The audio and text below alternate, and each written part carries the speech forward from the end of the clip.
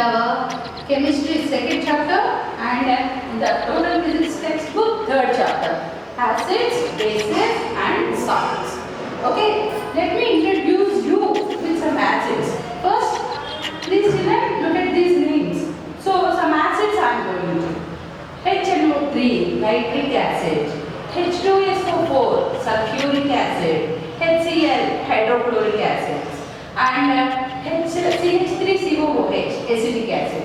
These are the few acids I gave you. And in these, nitric acid is the strongest one and acetic acid is the weak acid. And let me tell you even some bases, children. Sodium hydroxide, NaOH.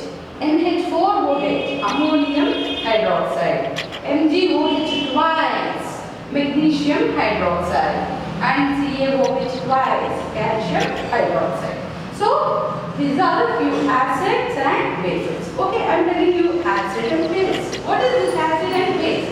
These are two types of compounds which are having different properties. Both the compounds are having totally different. So, how to find out? Okay, I am telling you acids are separate and bases are separate. How to find out that these are the acids and these are the bases? The preliminary test for acids and bases is acids are sour taste. If you taste it, it will be little bit sour. And bases, when you touch a base, it will be sticky, soapy in touch. So this is the preliminary. And acids will turn blue litmus into red litmus. So and bases will turn red litmus into blue litmus. I am telling you litmus. What is this litmus? Litmus is an indicator. Then what is this indicator? I am telling you indicator. An indicator is a special substance that identifies the compound as acid or base. Something is given to you and you have to identify what is that, whether it is acid or base. Then what you will use? You will use indicator. Indicator is the substance which will help you to test whether it is an acid or a base. So, how many types of indicators are there? There are three types of indicators, children. There are natural indicators, artificial or synthetic indicators, and olfactory indicators. Okay, what are these natural indicators? The indicators which you obtain from natural things like flowers, leaves, those are called as natural indicators. Litmus is one of the examples. So from where we are getting this litmus? We are getting litmus from lichens. What are these lichens? Lichens are the rock mosses, the plants which grow on rocks. Those are called as rock mosses. If you go the taxonomy of plants, in that taxonomy you will be having a category known as mosses.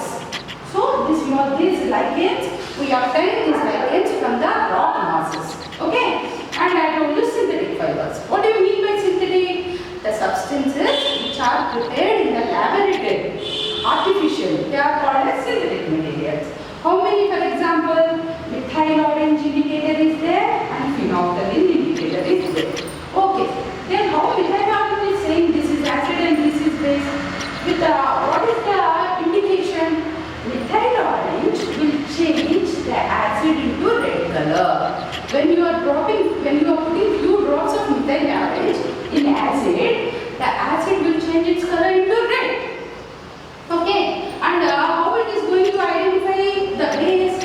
When you are putting few drops of methyl orange in the base will turn its color into yellow. So these are indicating whether it is acid or base by the change of the color. So basically these indicators are colors, which you can identify by the changing of color. You can identify what it is actually. I told you phenolphthalein. Actually we write phenolphthalein, but it is phenolphthalein. How this phenolphthalein is indicating?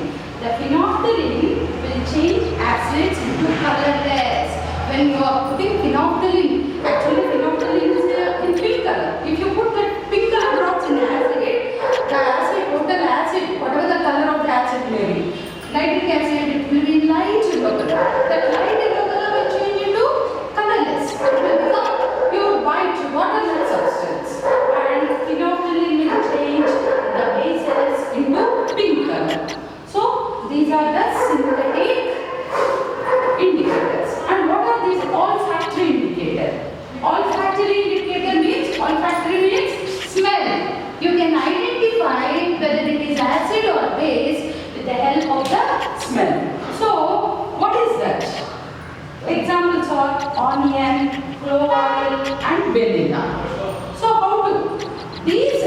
take one white cloth and cut some pieces of, take one white cloth and cut some pieces of onions, chop some pieces of onions, put those onion pieces in a polythene cover, put this white cloth also along with that onion pieces, and tie the mouth of the cover, polythene cover, and keep that polythene cover in a fridge for overnight.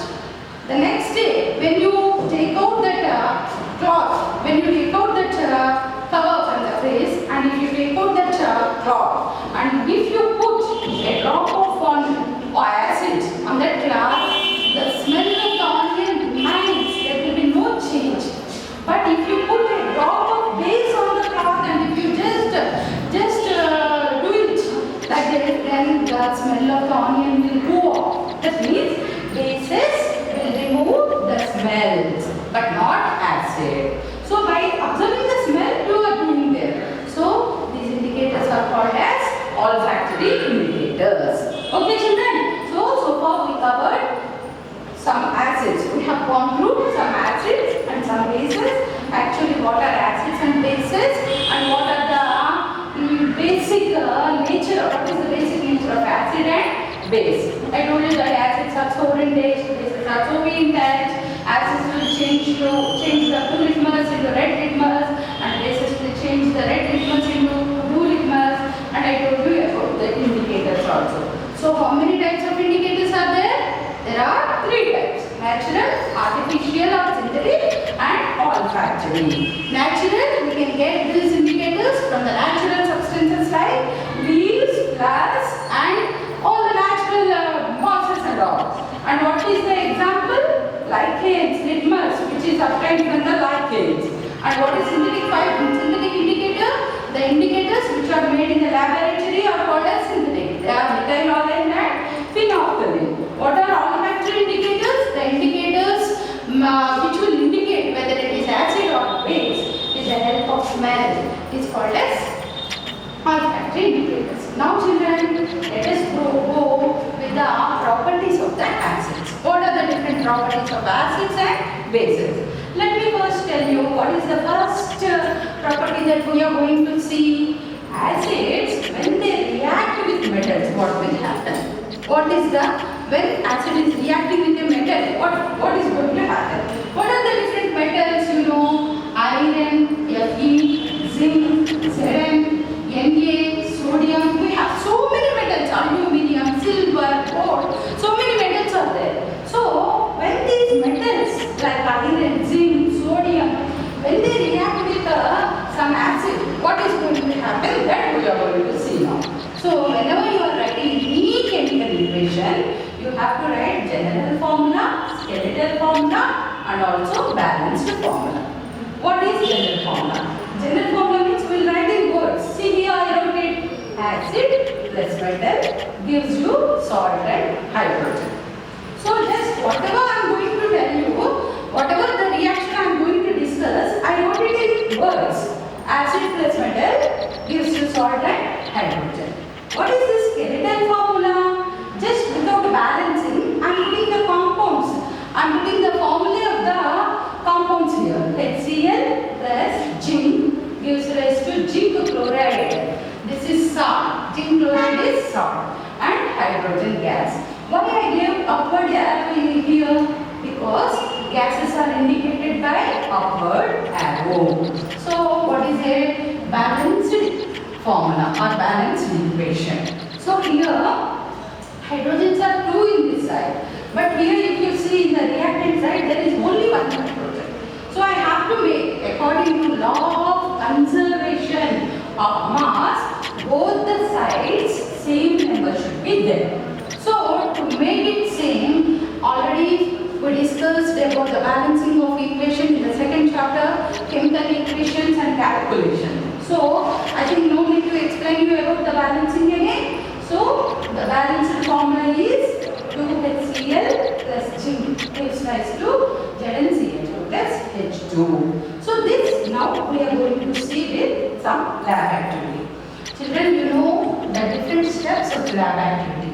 When you are writing any lab activity, that lab activity should have name, materials, procedure, Observation, if there is any observation table for this, we don't have any observation table. So I did not give any observation table column here. But some experiments, some lab activities will also be having observation table. Observation, result and precautions. Okay, precautions. What are the cautions that you have to take when you are doing this experiment? So, what is the aim in our activity? Our activity, I told you that when acids are reacting with metals, hydrogen gas is released. That you have to prove. When acid is reacting with some metal, it is producing hydrogen gas. That you have to prove it here. So, our aim is to prove that acids produce hydrogen gas when they react with acids. Okay, so what are the materials? Look at this diagram. What I did. This is a test tube. So test tube is one material, test tube, and this tube is called as delivery tube. Because why we call this delivery tube? It is taking the gas produced here and it is delivering into another glass truck. So it is called as delivery tube. And a test tube, delivery tube. This is a glass tub, glass vessel, and this is stand. And here it is a single hole rubber cork. A rubber cork with a single hole. What for that single hole is? To pass this delivery.